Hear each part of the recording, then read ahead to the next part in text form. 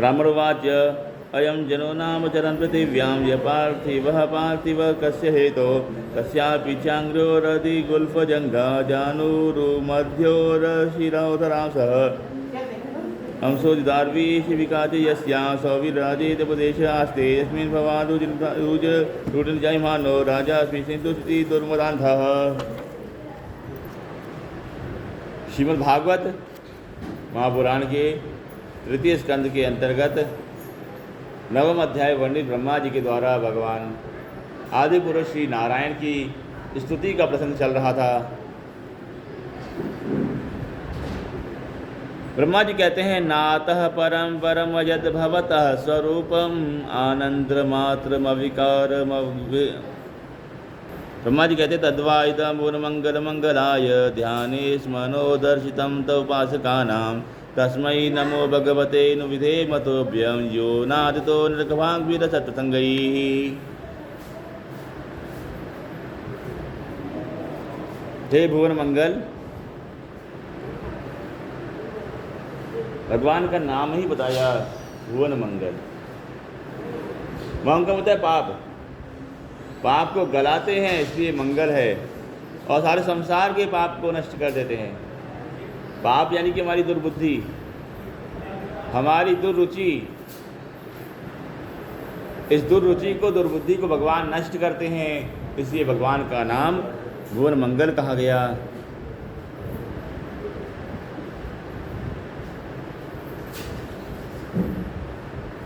ब्रह्मा कहते हैं मंगलाय ध्याने मनोदर्शितम तो उपासकानाम। आपने जो अपने स्वरूप को बाहर प्रकट किया है, ये केवल अपने भक्तों को, अपने उपासकों को आनंद देने के लिए प्रकट किया है।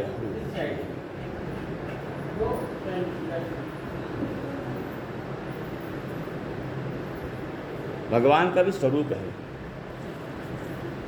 या यूँ कहें भगवान का ही स्वरूप है, और किसी का स्वरूप है ही नहीं। हम सबका पररूप है, हमको दिया गया है, वास्तव में हमारा नहीं है। हम बद्ध हैं रूप ग्रहण करने के लिए। हमारा कब क्या रूप होगा हम जानते नहीं है, पर ईश्वर का कब कब क्या क्या रूप होगा वह जानता है। इसलिए केवल ईश्वर का ही स्वरूप है, जीव का अपना कोई स्वरूप नहीं।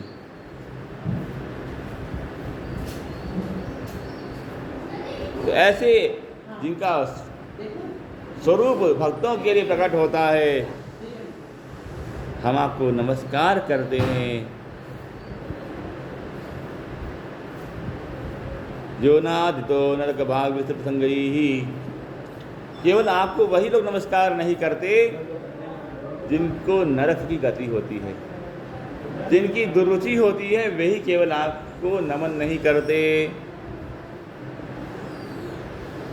ये तो त्वदीय चरणाम्बुज कोश गंधम ये ग्रंथि कर्ण विवरई श्रुतिवातनीतम। ब्रह्मा जी कहते हैं जो आपके चरण कमल के पराग का सेवन करते हैं, गंध का सेवन करते हैं, जो आपकी सत कथा को अपने कर्णपुट से पान करते हैं, भक्त्या गृहीत चरण पर याजतेषाम।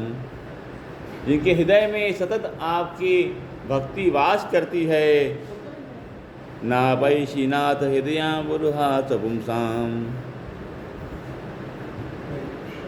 वे भक्त बड़े निराले होते हैं। ऐसे भक्तों को भगवान अपने हृदय में धारण करते हैं।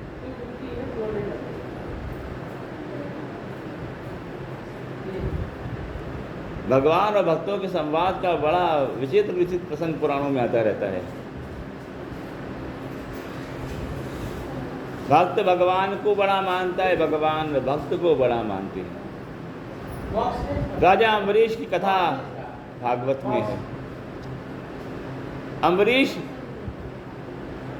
उनका हर कर्म केवल कृष्णमय था। अम्बरीश तो कहते हैं सवई मन कृष्ण पदारविंदयोर वचांसी वैकुंठ गुणानुवर्णने।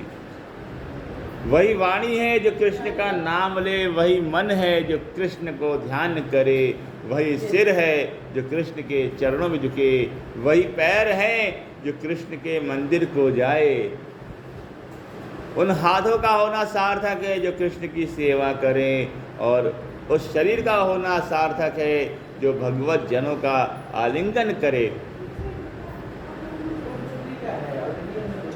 ऐसे अनन्य भक्त राजा अम्बरीश एक समय उनकी परीक्षा लेने दुर्वासा ऋषि पहुंच गए।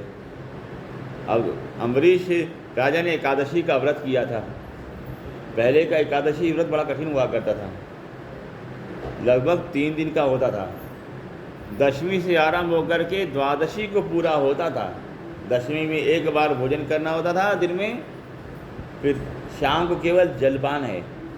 जलपान करके एकादशी वाले दिन कुछ भी ग्रहण नहीं करना, जहाँ तक कि जल तक का ग्रहण नहीं था, और रात्रि में जागरण करना होता था।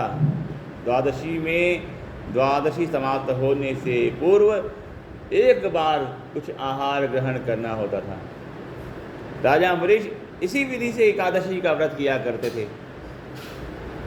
अब आज का समय ऐसा नहीं है। आज के समय तो केवल जो है एकादशी तिथि जिस दिन सूर्योदय के वक्त पे हो उसी वक्त ग्रहण की जाती है।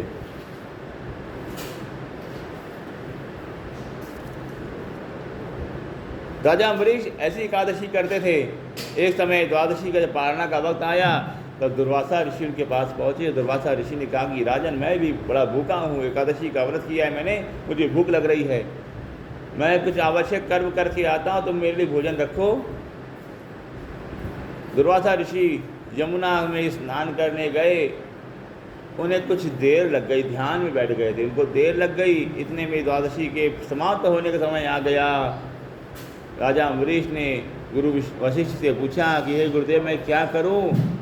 यदि द्वादशी संपूर्ण हो गई और मैंने कुछ खाया नहीं तो एकादशी का व्रत भंग का दोष मिलेगा, और यदि खा लिया तो ब्राह्मण की अवहेलना का दंड मिलेगा। मैं तो दोनों तरफ से फंस गया हूँ, अब क्या करूँ? तब गुरु वशिष्ठ ने कहा कि तुम भगवान के चरण उदक का पान करो, इससे तुमको भोजन का दोष नहीं मिलेगा और तुम्हारा एकादशी का व्रत सफल हो जाएगा। तब राजा अम्बरीश ने एकादशी के मान के लिए और दुर्वासा ऋषि के मान के लिए गुरु वाक्य को प्रमाण मान करके जलपान कर लिया, भगवान के चरण उदक का पान किया। अब जैसे ही चरण उदक का पान किया, कुछ वायु का उत्क्रमण को हो गया। दुर्वासा उसी वक्त दरवाजे पर पहुंचे और देखा कि राजा को जो है डकार आ रही है, लगता है इसने भोजन कर लिया, हमको निमंत्रण देकर के इसने भोजन कर लिया है। दुर्वासा ऋषि ने तुरंत ही उनको दंड देने के लिए एक राक्षसनी को उत्पन्न किया। राक्षसी अम्बरीश को मारने जा ही रही थी कि भगवान ने सुदर्शन चक्र को भेज दिया।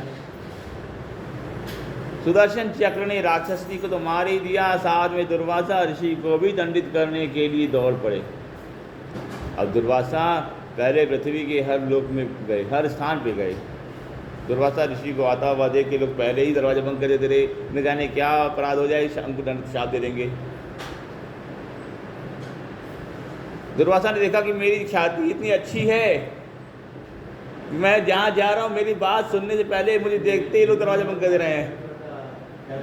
इंद्र लोग गए, इंद्र ने भी दुर्वासा के आने की खबर सुन के दरवाजा बंद करवा दिया, स्वर्ग के दरवाजे बंद कर दो। आज भी नियम है, केवल पितृ दक्षिणायन के वक्त पे स्वर्ग का दरवाजा बंद हो जाता है, केवल पितृपक्ष में 10 दिन 15 दिन के लिए खुलता है।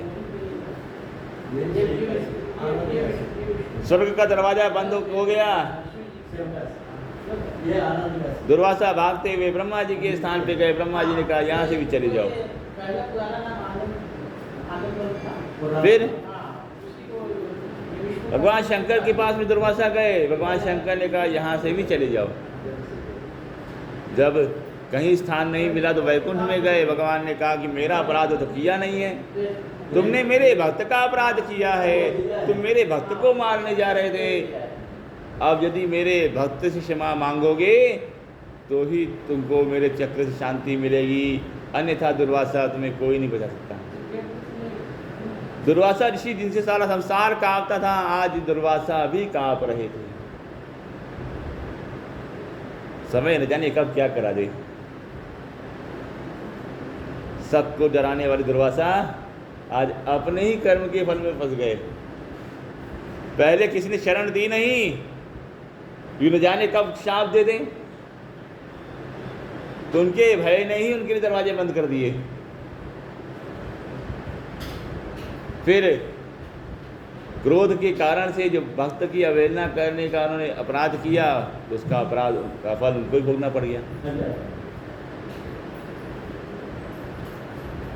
आखिर में दुर्वासा ऋषि को अम्बरीश की शरण में आना पड़ा, क्षमा मांगनी पड़ी। दुर्वासा कहते हैं क्या इस अम्बरीश का सौभाग्य है।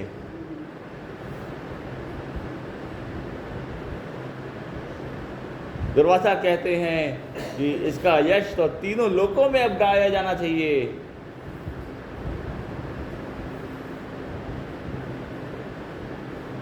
तो ऐसे भक्तों और भगवान का संबंध है। भगवान भक्तों की महिमा बढ़ाते हैं, भक्त तो भगवान की महिमा गाते ही रहते हैं। अन्योन्य संबंध है दोनों का। जरासंध ने कहा कि श्री कृष्ण मथुरा छोड़ करके ब्रजमंडल में वास कर रहे थे, कंस का भय था उसको, इसलिए जो है ब्रजमंडल चला गया। भगवान कहते हैं मुझे कंस का कोई भय नहीं था, 6 दिन में पूतना मार दी। किस पूतना को मारा? जिस पूतना ने कंस को हराया था।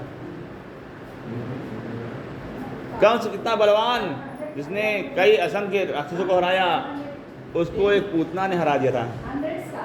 तब कंस ने पूतना को बहन मान लिया था।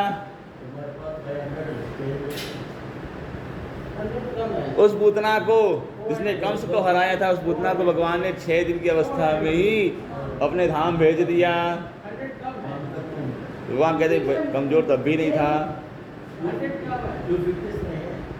तो भक्त ने पूछा फिर गए क्यों? क्या तुम्हारे कारण से गया, क्योंकि तुमको मेरी बाल लीलाओं का आनंद चाहिए होता है। भक्तों ने बड़ी शिकायत करी कि भगवान आपने राम अवतार लिया पर बाल लीलाएं नहीं हुई हैं। बाल की उचित जो क्रियाएं हैं वो कहीं पढ़ने सुनने को नहीं मिलती है। सीधे राम जी पैदा हुए, कुछ समय वशिष्ठ के आश्रम में रहे, फिर चले गए विश्वामित्र के साथ में धनुष भंग किया, सीता विवाह किया, विवाह करके वापस लौटे, जंगल को चले गए, 14 वर्ष जंगल में रहे, फिर रावण को मारा, रावण का वध करके वापस आए, राजा बन गए। इतने में राम कथा पूरी हो जा रही है। अब हमको बाल लीला का आना चाहिए।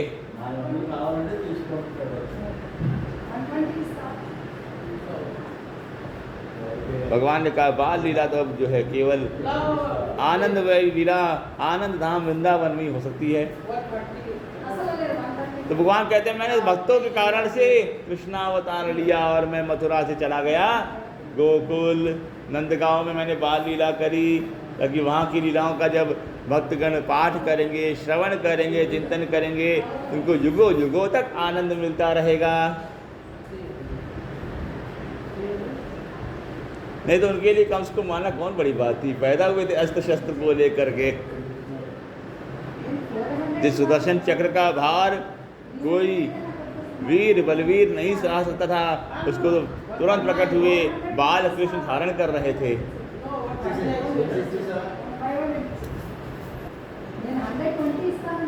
तो केवल भक्त के कारण से भगवान लीला करते हैं। तो ये कथा कौन नहीं सुनता का? जिसको भक्ति नहीं मिली है वो ये कथाएं नहीं सुनते।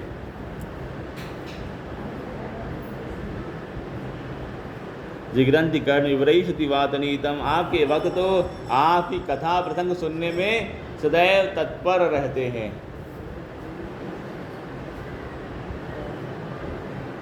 तावद् भयं दविनगेह सुरहि निमित्तं शोकः स्पृहा परिभवो विपुलश्च लोभः तावन्ममेत शतवग्रह आर्तिमूलं यावन्न तेङ्ग्रिमभयं प्रवनीतलोकः।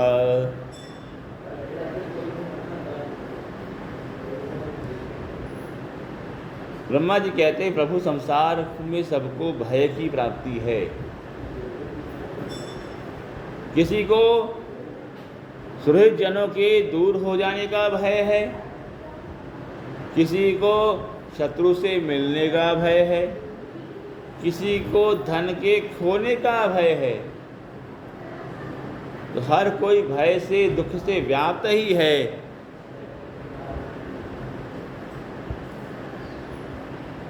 शोक, दुख, पराजय, लोभ, इससे सारा संसार ग्रस्त है। पर कब तक? जब तक मैं और मेरा इस कष्ट देने वाली बुद्धि से ग्रसित है, तभी तक। और ये बुद्धि कब नष्ट होगी? कहा, जब आपकी शरण में आएंगे तभी मैं और मेरा वाली दुर्बुद्धि नष्ट होती है।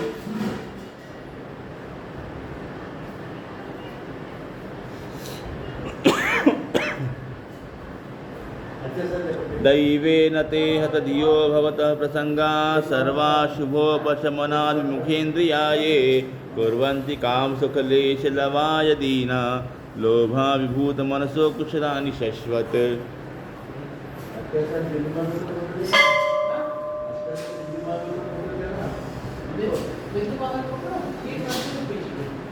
ब्रह्मा जी कहते हैं बड़े जो है दुर्भाग्य की व्यथा है, दुर्भाग्य की बात है कि लोग आप में रुचि नहीं करते।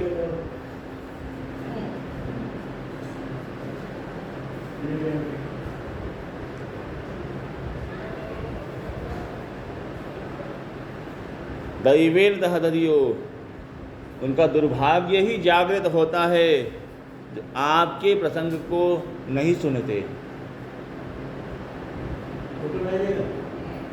सर्वाशुभोपशमनाद विमुखेन्द्रियाये, 5 विकार हैं।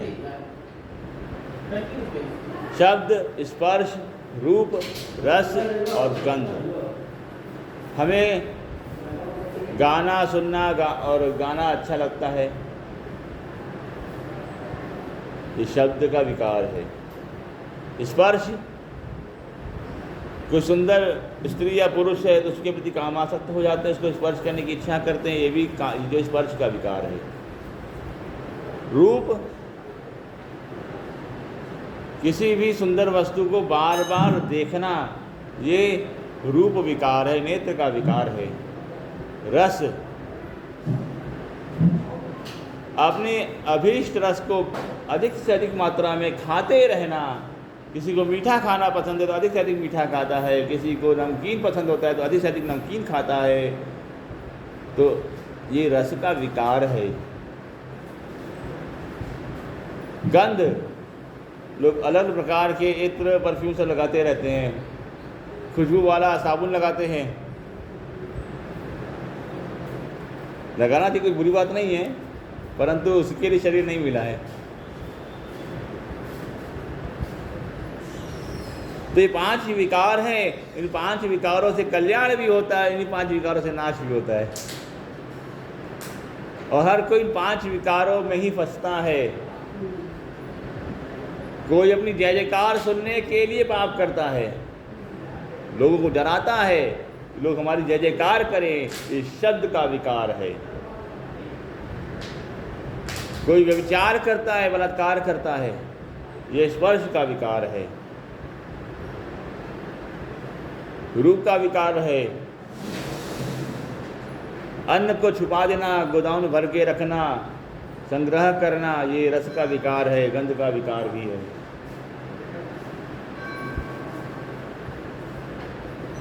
इसी को हम विपरीत कर दें, बदल दें, तो कल्याण भी है। भगवान की स्तुति गाएं, वाणी मिली है, कुछ ना कुछ बोलेंगे ही बोलेंगे, बिना बोले रह नहीं सकते। तो भगवान की स्तुति गाएं, जब बोलने का मन करे, बोलने से पहले राधे राधे बोल दें, अपने आप वाणी शुद्ध हो जाएगी, क्रोध नहीं आएगा। जब कभी बोलने का मन कर रहा है, जिससे बोलने का मन कर रहा है उसको पहले राधे राधे बोल दें, वाणी अपने आप शुद्ध होगी। कोई जान करके भगवान का नाम लेकर फिर गाली नहीं दे पाएगा, शब्द नहीं बोल पाएगा। यदि सोच समझ के बोलेगा तो, मौन रहना सीखेगा तो ये शब्द का शुद्धिकरण है, स्पर्श का शुद्धिकरण है। हम किसी को छूने की इच्छा करें तो हम चरण पकड़ लें, हाथ पकड़ने की क्या आवश्यकता है, चरण पकड़ लेते हैं, पूरा शरीर हाथ, पूरा शरीर जो स्पर्श में आ जाएगा। क्योंकि दो ही स्थान पकड़ने के लिए उत्तम है, या तो कोई छोटा है उसका सिर पकड़ लो, यानी इसको आशीर्वाद दो, और बड़ा है तो चरण पकड़ लो, वो आशीर्वाद देगा। इससे हमारा अहंकार नष्ट होगा। भगवान के चरण पकड़ लिए, साधु के चरण पकड़ लिए, संसार से कल्याण हो जाएगा। माता पिता के चरण पकड़ लिए, गुरु के चरण पकड़ लिए, संसार से कल्याण हो जाएगा। किसी को देखना है, रूप की इच्छा हो रही, भगवान के इतने सुंदर सुंदर विग्रह है, इनको देखें, कोई बुरा नहीं मानेगा। कि सुंदर स्त्री को लगातार देखते रहे तो बुरा मान जाएगी, हो सकता है उसके बाद भी दंड भी मिल जाए। और उसका शुद्धिकरण केवल भगवान के स्वरूप को देखने में है कि भगवान को जितना चाहे उतना देखो। हम थक जाएंगे, वो नहीं थकने वाले, न वो बुरा मानेंगे कि हमें क्यों देख रहा है।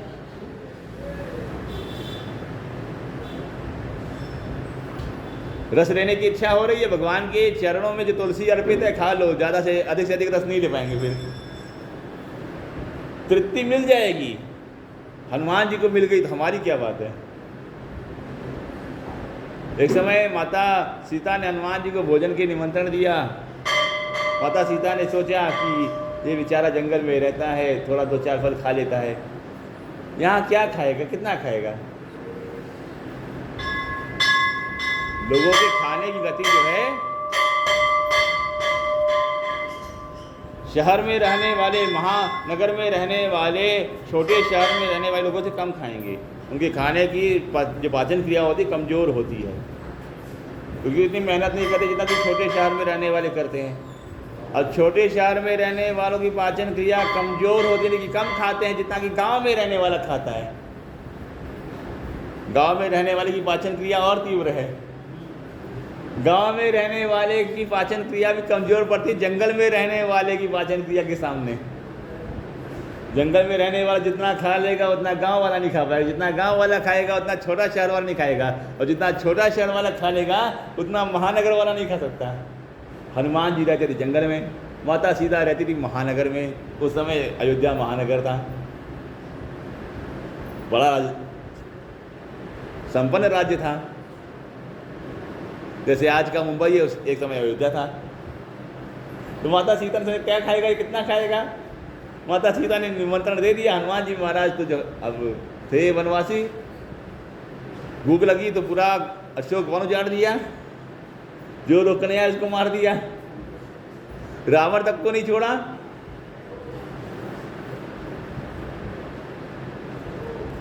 माता सीता ने निमंत्रण दिया, अब हनुमान जी महाराज खाने बैठे, पूरा अयोध्या का राशन समाप्त हो गया।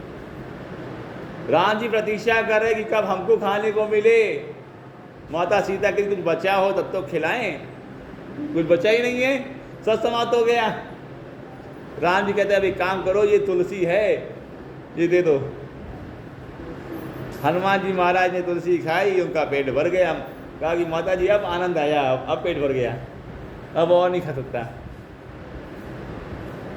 तो अधिक खाने का शौक है तो तुलसी खाओ, पेट जल्दी भर जाएगा, रस का वास्तविक आनंद मिलेगा। गंध लगाने का शौक है तो भगवान के जो पंचामृत है थोड़ा उसको शरीर पे लगा दें स्नान के पूर्व में। भगवान को जो इत्र लगाया है वो इत्र लगा लें स्नान के बाद। भगवान को जो अर्पित किया हुआ चंदन है वो चंदन मस्तक पे लगा ले, गंध की सारी इच्छा पूरी हो जाएगी। वही गंध, वही इत्र है जो बिना ठाकुर को अर्पित किए बंधन देने वाला है, और वही इत्र है जो भगवान को अर्पित करने पर फिर सम्मान बढ़ाने वाला होता है। पाउडर तो सभी लगा रहे हैं, चंदन भी क्या पाउडर ही तो है, मगर भगवान को अर्पित होकर के आ गया तो कल्याणकारी हो गया। भगवान को अर्पित नहीं तो केवल एक सामान्य पाउडर बन के रह गया।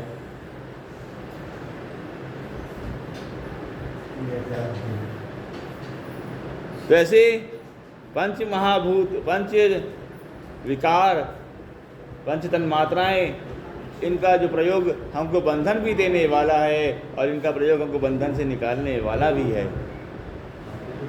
निकालेगा तभी जब हम परमात्मा की शरण में होंगे।